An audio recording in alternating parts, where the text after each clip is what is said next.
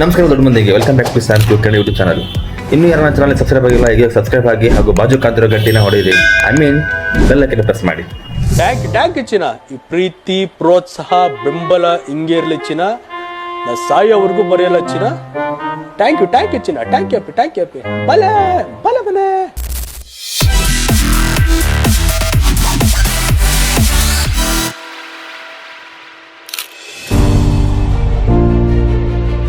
ನಾವೀಗ ಬಂದಿರೋ ಪ್ಲೇಸ್ ಯಮನೂರ. ನಾವಿಲ್ಲಿ ಬಂದಿರೋ ಚಗುಶೊತ್ತಿಗೆ ಬೆಳಗಿನ ಜಾವ 3 ಗಂಟೆ ಆಗಿತ್ತು. ಇನ್ನೂ ಗುಡಿ ಓಪನ್ ಆಗಿದ್ದಿಲ್ಲ, ಅದಕ್ಕೆ ಎಲ್ಲ ಖಾಲಿತ್ತು. ನಾನು ಮತ್ತು ನಮ್ಮ ದೋಸ್ತರು ಅಟ್ಲೀಸ್ಟ್ ಹೊರಗಿಂದ ನೋಡೋಣ ಅಂತಂದು ಹೋದ್ವಿ.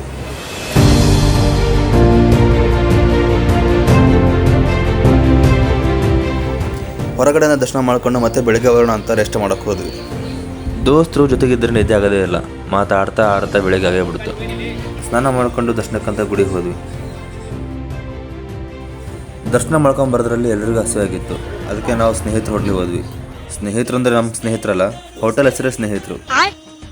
ಹೋಲಿ ಹಬ್ಬದ ಎಲ್ಲರೂ ಬಣ್ಣ ಆಡ್ತಿದ್ರೆ ನಾವು ಗಾಡಿ ತಗೊಂಡು ಊರು ತಿರಕತ್ತಿದ್ವಿ.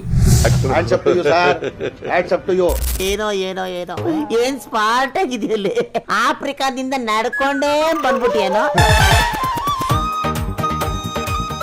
ಚಹಾ ಅಂಗಡಿ ಕಂಡ ನಮ್ಮ ಹುಡುಗರು ಹೇಳೋ ಮಾತು ಒಂದೇ, ನಮ್ಮ ದೋಸ್ತಗೆ ಚಹಾ ಕುಡ್ಸ ಅಂತ ಹೇಳಿದೆ. ಅದನ್ನ ರಿಯಾಕ್ಷನ್ ನೋಡ್ರಿ, ರೊಕ್ಕ ಇಲ್ಲ ಅಂತ ಹೇಳಿ ಮೇಲೆ ಕೈ ಎತ್ಬಿಟ್ಟ. ನಮ್ಮ ದೋಸ್ತಿಂದ ವಾಕಿಂಗ್ ಸ್ಟೈಲ್ ಹೊಡೆದ್ರೆ ನಂಗೆ ಒಂದು ಸಾಂಗ್ ಬರ್ತದೆ.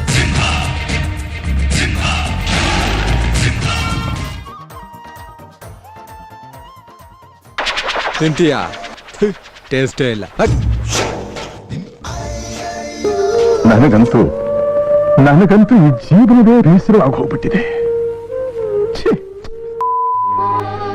ಅವಳು ತಪ್ಪು ಮಾಡಿದ್ಲು, ನೀನ್ ತಪ್ಪು ಮಾಡ್ದೆ, ಅವನ್ ತಪ್ಪು ಮಾಡ್ದ, ಇವ್ರೆಲ್ರು ತಪ್ಪು ಮಾಡಿದ್ರು.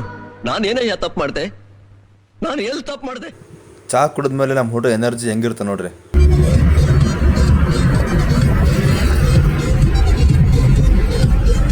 ಫೈನಲಿ ನಾವು ಬಂದು ಲಕ್ಕೊಂಡಿಯ ಪರಂಪರೆ ಕೇಂದ್ರಕ್ಕೆ. ಇಲ್ಲಿ ಸಾವಿರಾರು ವರ್ಷಗಳ ಹಿಂದಿನ ಶಿಲೆಗಳೆಲ್ಲ ಕಲೆಕ್ಟ್ ಮಾಡಿಟ್ರು ಅಂತ. ಒಳಗಡೆ ವಿಡಿಯೋ ಮಾಡೋಕ್ಕೆ ಬಿಡಲಿಲ್ಲ, ಅದಕ್ಕೆ ಫೋಟೋ ಹಾಕಿದ್ದೀನಿ ನೋಡಿ.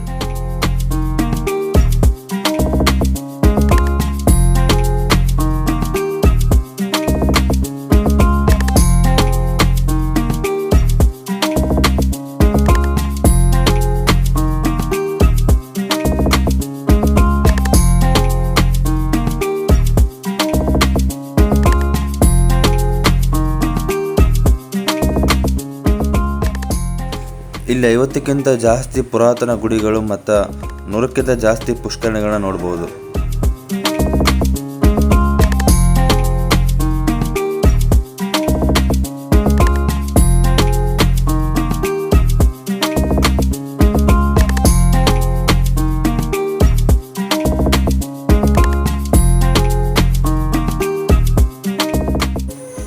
ನಾವೆಲ್ಲರೂ ಗುಡಿ ನೋಡಿದ್ರೆ ಬ್ಯುಸಿ ಇದ್ವಿ.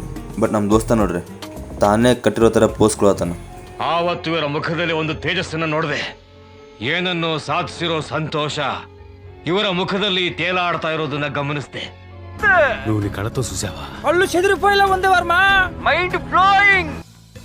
ಸುತ್ತಮುತ್ತ ಇರೋ ಎಲ್ಲ ಗುಡಿಗಳನ್ನ ಹಾಗೂ ಪುಷ್ಕರಣಿಗಳನ್ನ ನೋಡಿದ್ವಿ.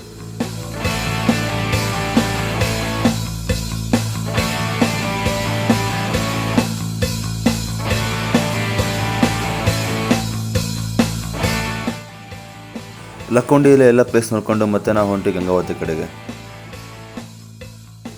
ಎಲ್ಲ ಮುಗಿಸ್ಕೊಂಡು ಊರಿಗೆ ಬಂದ್ವಿ. ಹಂಗೆ ಈ ಮಹಾನ್ ಭಾವನ ಬರ್ಡೇ ಇತ್ತು. ಹುಟ್ಟಿದ ತಪ್ಪಿಗೆ ಏನು ಮಾಡೋಕ್ಕಾಗಲ್ಲ. ವಿಶ್ ಮಾಡಿದ್ವಿ, ಕೇಕ್ ಕಟ್ ಮಾಡಿದ್ವಿ. ನೀವು ವಿಶ್ ಮಾಡಿಬಿಡಿ ಅಷ್ಟೇ.